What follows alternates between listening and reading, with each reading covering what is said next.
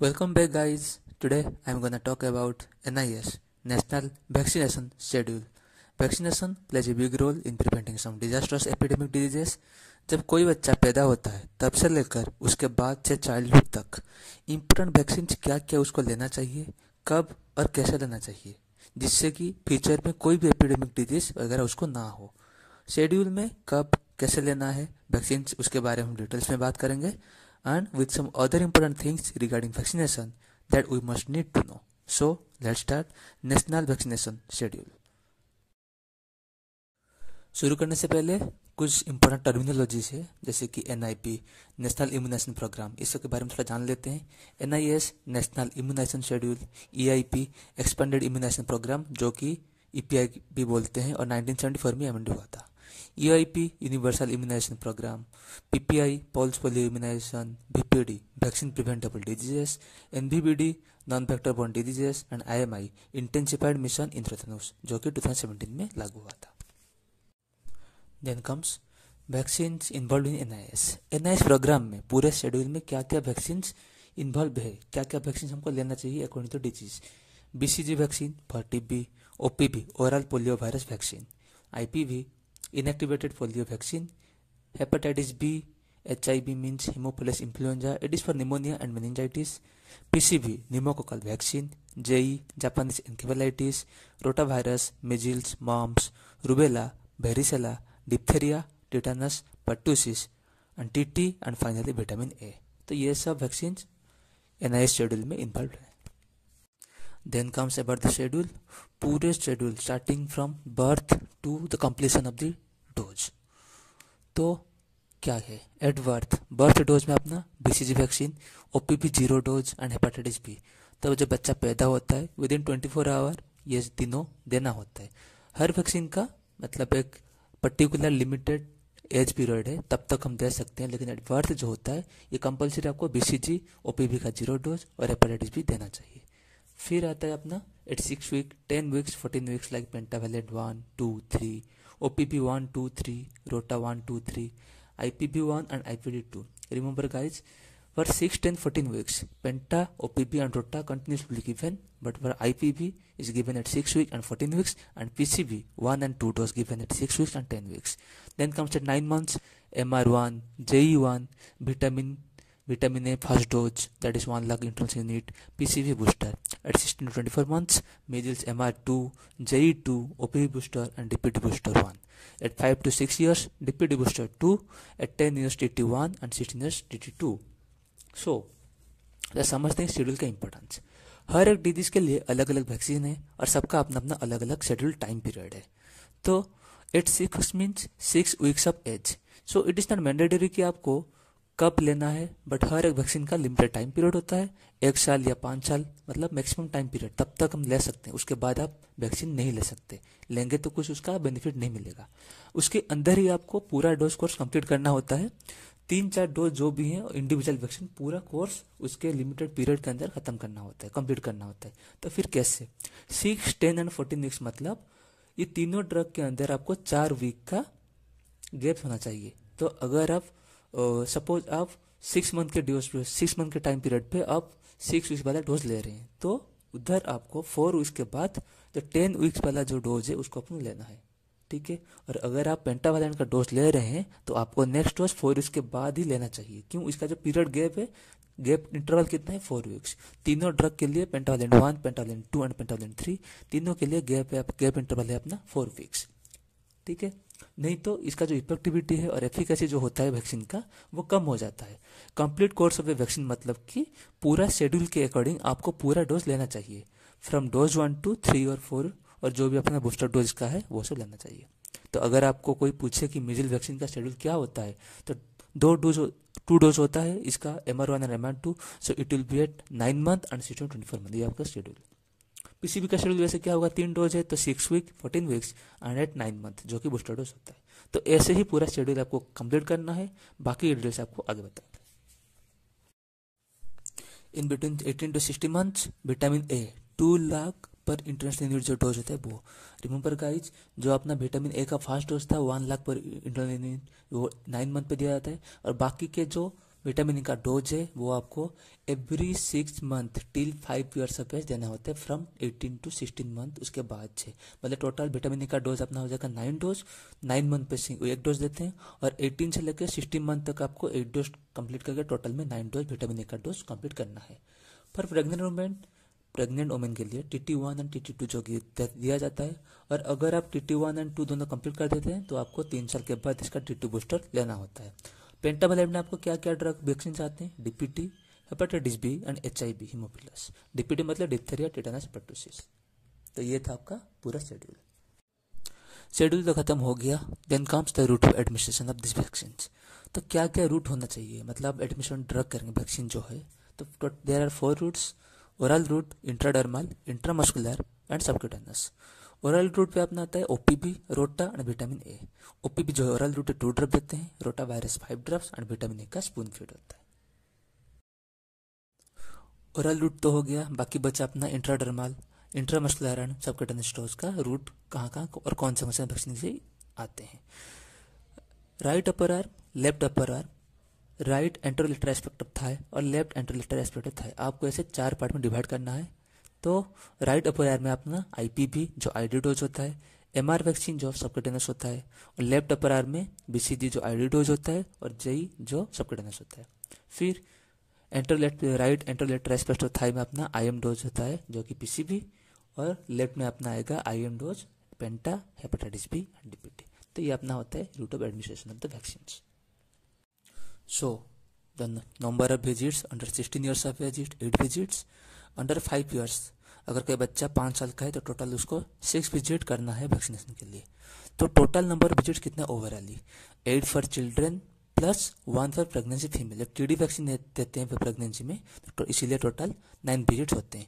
In case if DPT is contraindicated तो आपको D tap देना होता है। D टैप मतलब डिप्थेरिया, टिटानस एंड एसिलुलर परटूसिस जो कि अपने प्रोटीन सप्लीमेंट वैक्सीन होता है।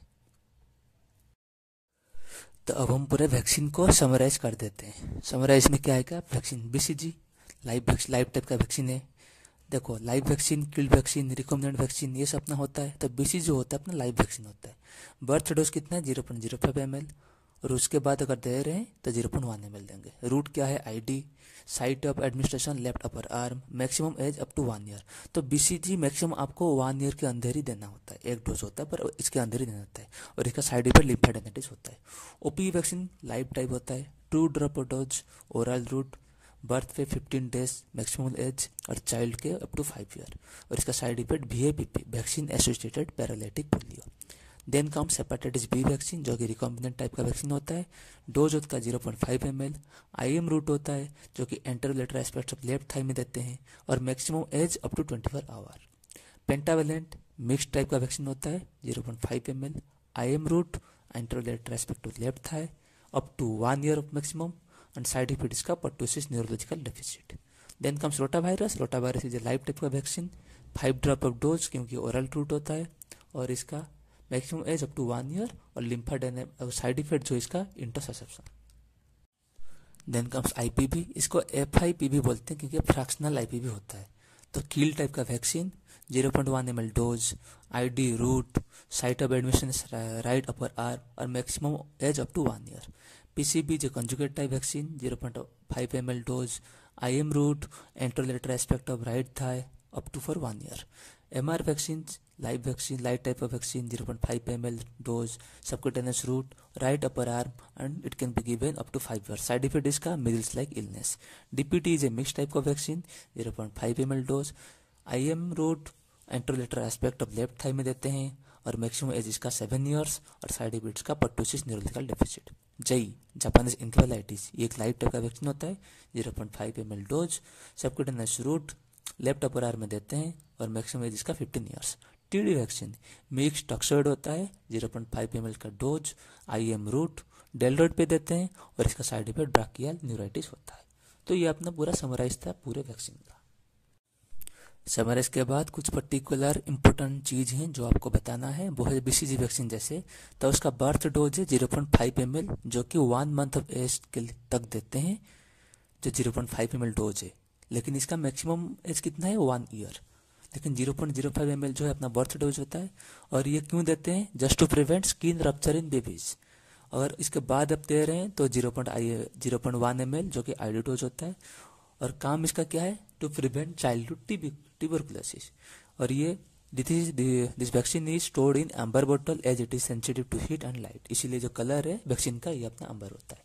आईपीवी इनएक्टिवेटेड पोलियो वैक्सीन, इसको सल्क वैक्सीन भी बोलते हैं, जो कि किल्ड वैक्सीन होता है। अकॉर्डिंग टू डब्ल्यूएचओ इसका डोज 0.5 ml होता है IM dose, but according to government of India जो कि इंडिया में देते हैं उसका डोज 0.1 ml आईडी होता है। एफआईपीवी मतलब fractional dose of IPV. Then hepatitis B birth dose जो कि 0.05 ml होता है। Prevents mother to child transmission of hepatitis B. अगर मदर को हेपेटाइटिस बी इन्फेक्शन हुआ है तो बच्चों को ट्रांसमिशन ना करने के लिए प्रिवेंट करता है। रोटावायरस वैक्सीन, तो अवेलेबल ब्रांड्स क्या क्या है? Rotavac, Rotasiil, RotaTeq and Rotarix. Rotavac का डोज होता है ओरल 5 ड्रॉप्स एंड रोटासील का होता है ओरल 2.5 ml। लेकिन जो रोटावैक होता है वो that is more effective than Rotasiil जो कि इंडिया में यूज करते हैं। तो ये था अपना पर्टिकुलर ड्रग के बारे में, वैक्सीन के बारे में। फिर आता है और एक इम्पोर्टेंट चीज वैक्सीन में, ओपीवी और IPv. OPV versus IPv, oral polio vaccine और इनएक्टिवेटेड पोलियो वैक्सीन में डिफरेंस क्या है? ओपीवी को सेबेन टाइप का वैक्सीन बोलते हैं और आईपीवी को सल्क टाइप। ओपीवी जो होता है ओरल डोज होता है और आईपीवी जो होता है इंजेक्टेबल, जो कि आईडी आईपीवी सबकूटेनियस होता है। ओपीवी वैक्सीन जो होता है उसका लाइफ स्टेन ये आइदर 1, 2 और 3 हो सकता है, लाइव एटेन्यूएटेड वैक्सीन है। लेकिन जो आईपीवी है वो उसमें 3 सीरोटाइप का वैक्सीन का इनएक्टिवेटेड स्ट्रेन प्रेजेंट रहता है। ओपीवी जो होता है बहुत सिस्टमिक एंड इंटेस्टिनल इम्यूनिटी मतलब लोकल इम्यूनिटी में हेल्प करता है। लेकिन जो आईपीवी है ओनली सिस्टमिक इम्यूनिटी।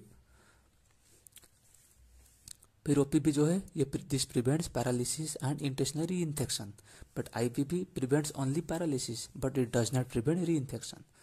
ओपीवी जो होता है ये मेन पोलियो प्रिवेंटेबल ट्रीटमेंट के लिए यूज करते हैं। लेकिन जो आईपीवी है ये ओपीवी के साथ देते हैं, मतलब इसका फर्दर कोई इंडिविजुअल प्रोटेक्शन फार्मूला नहीं है, ये ओपीवी के साथ देते हैं प्रोटेक्शन के लिए पोलियो का। और जो ओपीवी होता है इसीलिए इसको एपिडेमिक में इफेक्टिव इन कंट्रोलिंग एपिडेमिक्स बोला जाता है। लेकिन आईपीवी होता है एपिडेमिक में यूजफुल नहीं होता। लेकिन ओपीवी जो होता है लो कॉस्ट का होता है और आईपीवी एक्सपेंसिव। ओपीवी का एक कॉम्प्लिकेशन होता है VADP, लेकिन आईपीवी का होता है no complication. Then comes adverse effect following immunisation, मतलब कि AEFI। कोई भी वैक्सीन आपको लेते हैं आप, तो उसके बाद जो एडवर्स इफेक्ट या साइड इफेक्ट्स होता है उसको बोलते हैं adverse effect following immunisation. AEFI means a medical incident that takes place after immunisation causes concern and is believe to be caused by immunisation. मतलब कोई भी साइड इफेक्ट हो रहा है तो आपको लगता है कि हाँ इम्यूनाइजेशन के कारण हुआ होगा। तो इसके 5 टाइप का होते हैं। वैक्सीन रिएक्शन जो कि वैक्सीन के कारण होता है। इंजेक्शन रिएक्शन मतलब इंजेक्शन साइड पे होगा, पेन, स्वेलिंग, रेडनेस ये सब हो सकता है। प्रोग्राम एरर मतलब जब वैक्सीन प्रिपेयर करते हैं, प्रोग्रामिंग करते हैं जो हैंडलिंग के लिए, इम्यूनाइजेशन के लिए, तो उसका अगर कोई एरर है एडमिनिस्ट्रेशन पे या फिर हैंडलिंग पे तो उसको बोलते हैं प्रोग्राम एरर। कोइंसिडेंटली मतलब कुछ प्री एग्जिस्टिंग फैक्टर होगा, फिर इम्यूनाइजेशन देने के बाद वो थोड़ा एग्रेवेट होकर डिजीज हुआ होगा, तो बोलते हैं कि नहीं ये इम्यूनाइजेशन के कारण, वैक्सीन के कारण हुआ है, लेकिन वैसे नहीं होता। अननोन मतलब कॉज कुछ भी हो सकता है लेकिन एक साइड इफेक्ट रहेगा। तो ये अपना था एडवर्स इफेक्ट के बारे में। मिशन इंद्रधनुष जो कि अपना 2014 में लागू हुआ था। इंद्रधनुष मतलब रेनबो होता है, मतलब 7 कलर 7 डिजीजेस। तो मिशन इंद्रधनुष जो है वो 7 BPD मतलब वैक्सीन प्रिवेंटेबल डिजीज के लिए यह मिशन बनाया गया था। तो 7 डिजीज कौन सा आते हैं? Diphtheria, pertussis, tetanus, polio, measles, tuberculosis, hepatitis B. तो इसका मेन ऑब्जेक्टिव क्या था? तो 90% coverage for more than 7 visits of child till 5 years। तो मोस्टली अपना क्या था? तो 5 years के अंदर आपको 7 विजिट करना है। तो ऑब्जेक्टिव इसका 90% कवरेज करके जब वैक्सीन है तो कंप्लीट वैक्सीनेशन कराना है। Vaccination your baby must get. ये था अपना मिशन इंद्रधनुष।